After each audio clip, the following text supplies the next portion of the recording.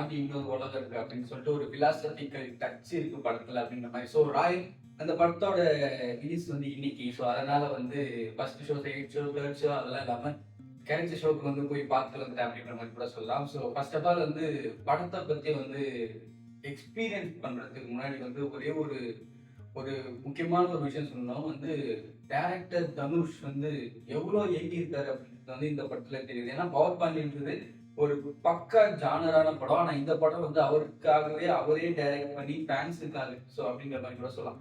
So அப்படி இருக்கும்போது ஒரு பக்கா டைரக்டர் மெட்டீரியல் பாய் இவரு அப்படின்ற மாதிரி ஒரு ஃபீல் வருது. இப்போ பெர்ஃபார்மன்ஸா வந்து பார்த்தா எனக்கு கேட்டா தனுஷை தவிர மத்த எல்லாரும் பயங்கரமா நடிச்சிருக்காங்க. ஏன்னா தனுஷ் ரொம்ப அண்டர் பிளே பண்றாரு. ஏன்னா அதுவும் ரொம்ப கஷ்டமான ஒரு விஷயமா இருந்தாலும் கூட பாருங்களேன், அவரோட 50வது படம், அவர் தான் ஹீரோ. ஆனா அவரோட டைரக்டர் வந்து நின்றாரு போல, தம்பி இது நான் டைரக்ஷன் பண்ற படம்பா, போதும் கம்மி பண்ணிடலாம் அப்படின்ற மாதிரி. ரொம்ப ரொம்ப எனக்கு தெரிஞ்சு ரொம்ப அண்டர் பிளே, படம் ஸ்டார்ட்ல இருந்து எண்டு வரைக்குமே ரொம்ப அண்டர் பிளே பண்ண படம் அவர் ஃபில்மோகிராஃபில இதுதான் அப்படின்ற மாதிரி எனக்கு தோணுது. ஸோ அதுக்கப்புறம் வந்து இந்த படத்தை எனக்கு விட பர்ஃபெக்ட் கேஸ்டிங் ட்ரூ அப்படின்னு சொல்லுவாங்க. ஏதாவது ஒரு படத்துல தான் அப்படி அமையும். எல்லா கேஸ்டிங்குமே பிரமாதமா இருக்குது. படத்துல எந்த பக்கம் திரும்பினாலும் வெறும் பெர்ஃபார்மன்ஸஸாவே இருக்காங்க அப்படின்ற மாதிரி கூட சொல்லலாம். ஸோ அப்படி இருக்கும் பட்சத்தில் பயங்கரமான அதுல இருந்து துஷாரா விஜயன் வந்து ஒரு மாதிரி டாப் நச்சான ஒரு கேரக்டர் பண்ணிருக்காங்க. உண்மையிலே வேற லெவல் கேரக்டர். தேட்டர்லாம் பயங்கரமான கிளாப்ஸ். அவங்க ஒரு சில தேட்டர் மூமெண்ட்ஸான சீன்லாம் இருக்கு. ஸோ அதுல வந்து கொஞ்சம் எனக்கு ஒரு பயங்கரமா ஒரு ஏஜென்ட் டீனா மாதிரி ஒன்று பண்ணியிருப்பாங்கன்னு நினைச்சா, நான் கதைக்கு எவ்வளோ பொருந்துமோ அந்த மாதிரி அந்த மாதிரி பண்ணியிருக்காங்க அப்படின்ற மாதிரி கூட சொல்லலாம்.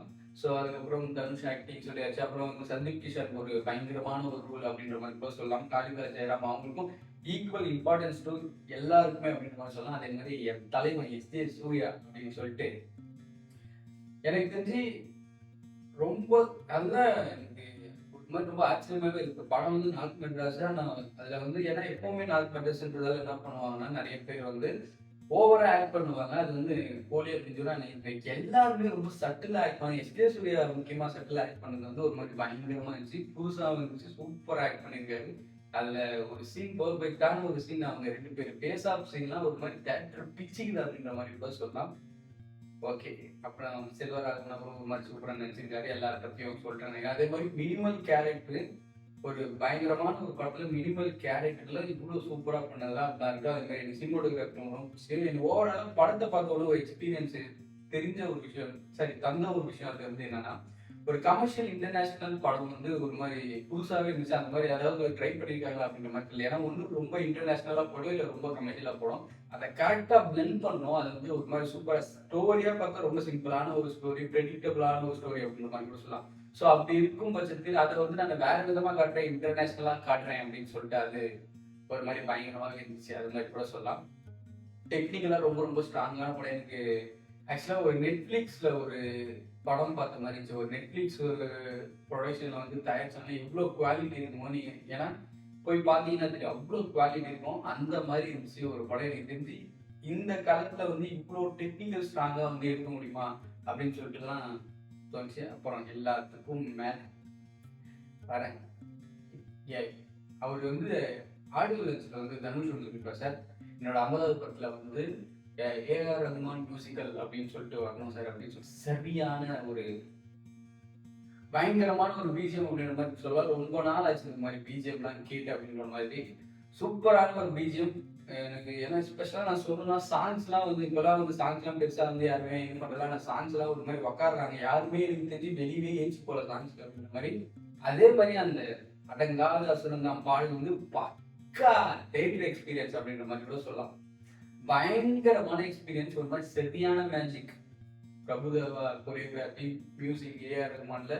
ஏன்னா தனுஷ் ஷெட்டியோட அங்கங்க ஒரு பயங்கரமான தேட்டர் மூமெண்ட்ஸோட அந்த உசுரே நீ தானே அதுக்கு வந்த அப்ளாஸ் இருக்குல்ல, மொத்த படத்தையுமே அந்த ஒரு அப்ளாஸ் விழுங்கிச்சு. அங்கங்க கத்துறாங்க அப்படின்ற மாதிரி சொன்னா தலைவன் வாய்ஸை கேட்கும் போது பேக்ரவுண்ட் ஸ்கோரை வேற லெவலில் இருந்துச்சு. அதுதான் எனக்கு ஏஆர் ரஹ்மான் ரொம்ப பிடிச்ச ஒரு விஷயம். என்னன்னா இப்போ இந்த மாதிரி கதை தான் வந்து ரொம்ப ராபா குட்டடா ஒரு மாதிரி பண்ணுவாங்க. ஆனால் ரொம்ப இன்டர்நேஷனலா வந்து அதை ஹேண்டில் பண்றது ரொம்ப புதுசாகவும் இருந்துச்சு. ஓவராலா படம் என்ன கேட்டா ஒரு விஷயத்துல வந்து டி வந்து செம்ம இது சொல்லக்கூட தப்பான வேர்டு தான் நான் சொல்லுவேன். ஒரு பயங்கரமா லக்கியான ஒரு பர்சன் அப்படின்ற மாதிரி கூட சொல்லலாம். ஏன்னா, அவருக்கு இந்த ஐகானிக் படம்லாம் இருக்குல்ல, அதெல்லாம் வந்து பயங்கரமான ஒரு படமா அமைஞ்சிரும். அதெல்லாம் அதுக்கு பயங்கரமா உழைச்சிருக்காரு. நான் சும்மா ஒரு இதுக்காக சொல்றேன் லக்கு. ஏன்னா ஃபர்ஸ்ட் படம் 30 இந்த மாதிரி 25 விஐபி கல்ட் கிளாஸ் இப்போ வரைக்கும் யாராலும் மறக்கவே முடியாது. அதுக்கப்புறம் D50 கன்ஃபார்மா சொல்றேன் பயங்கரமா நிற்கும். டைரக்டர் தனுஷ் வந்து உண்மையிலே படத்துல வந்து ஏன்னா இம்பார்ட்டன்ஸ் அதே மாதிரி ஒரே ஒரு விஷயம் சொல்ல வந்துட்டேன். சூப்பர் ஸ்டாருக்கு அப்புறமா இந்த சிட் அவுட் ஷாட் அப்படின்னு சொல்லுவோம். ஒரு ஷேடோ ஷாட் மாதிரி ஒன்று இருக்கும். எனக்கு சூப்பர் ஸ்டார் ரஜினிகாந்துக்கு அப்புறமே ஒரு மாதிரி சூப்பரா சூட் ஆச்சு அப்படிங்கிற மாதிரி சொல்ல இந்த படத்தை எனக்கு பார்க்கணும்னு தோணுன ஒரு விஷயம்.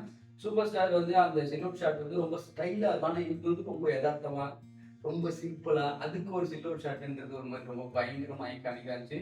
ஸோ ஓவராலா படம் வந்து பயங்கரமாவே இருந்துச்சு. ஃபர்ஸ்ட் ஹாஃப் கொஞ்சம் ஸ்லோ ஃபேஸ் தான். ஆனால் செகண்ட் ஹாஃப் போக போக பயங்கரமா இருக்கு. ஹியூமர்லாம் பயங்கரமா டார்க் ஹியூமர்லாம் பயங்கரமா ஒர்க் ஆச்சு.